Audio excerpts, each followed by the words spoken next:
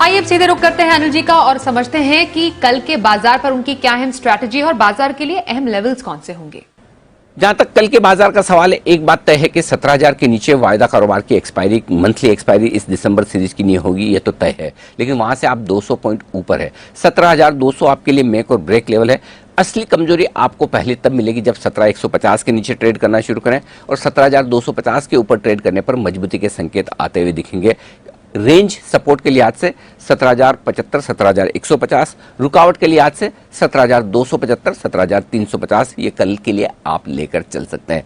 Bank Nifty का जहां तक सवाल है, 35,000 से थोड़ा सा ऊपर बंद हुए, ऊपरी स्तरों पर वही 35,325, 35,475 रुकावट की रेंज है और नीचे की तरफ 34,600, 34,700 आपके लिए सपोर्ट का काम करेगा।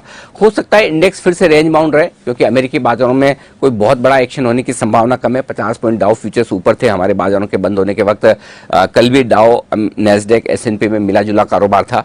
आज भी हो सकता है सीमित दायरे में कारोबार करे। तो इंडेक्स लेवल पर अगर आपको बहुत ज्यादा संकेत ना भी मिले, लेकिन स्टॉक लेवल पर एक्शन भरपूर रहेगा। दो वजह से, एक वायदा कारोबार की मंथली एक्सपायरी है, रोल ओवर्स है, उस लिहाज से भी, और दूसरा साल के अंत में NAV बढ़ाने के लिहाज से फंड्स की तरफ से कैश मार्केट के स्टॉक्स में मिड कैप, स्मॉल कैप शेयरों में खरीदारी बढ़ने की संभावना। इन सब के बीच में एक बेहद इंटरेस्टिंग सेशन कल भी रहेगा, उसके लिए तैयार हो जाइए।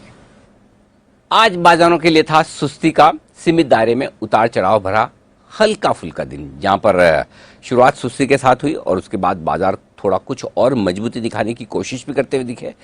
17,300 की तरफ बढ़े, लेकिन वहां से प्रॉफिट बुकिंग भी आती दिखी और नीचे में 17,175 के आसपास, ऊपर में 17,285 के आसपास, यानी कि ब्रॉडली 100 पॉइंट की रेंज में पूरा दिन निफ्टी ने समय बिताया। क्यों? पहले कोरोना को लेकर चिंताएं थोड़ी बरकरार है, लेकिन बहुत ज्यादा डर नहीं, ये भी संकेत मिले जुले।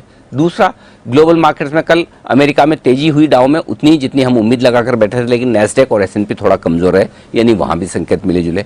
तीसरा, डाउ फ्यूचर्स हल्के फुल्के 50-60 पॉइंट ऊपर, बहुत ज्यादा तेजी या मंदी के संकेत वहां से भी नहीं, ये भी मिले जुले।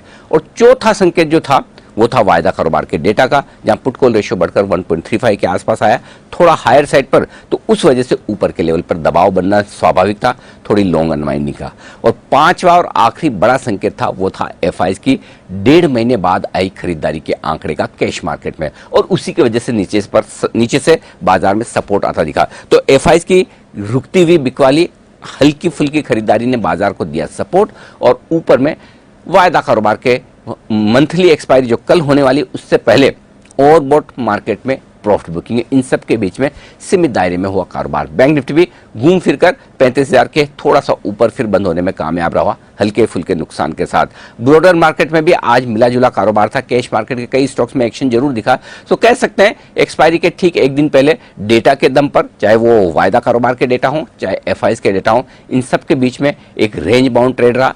ग्लोबल मार्केट से भी संकेत कम है, उतार चढ़ाव थोड़े से सीमित दायरे में होते हुए दिख रहे हैं। सो मेरे ख्याल से कल एक्सपायरी के लिहाज से अब एक बड़ा दिन होगा। पोजीशंस काफी बनी हुई है और उस लिहाज से इंटरेस्टिंग दिन रह सकता है, लेकिन आज सुस्ती के साथ ही कारोबार हुआ है।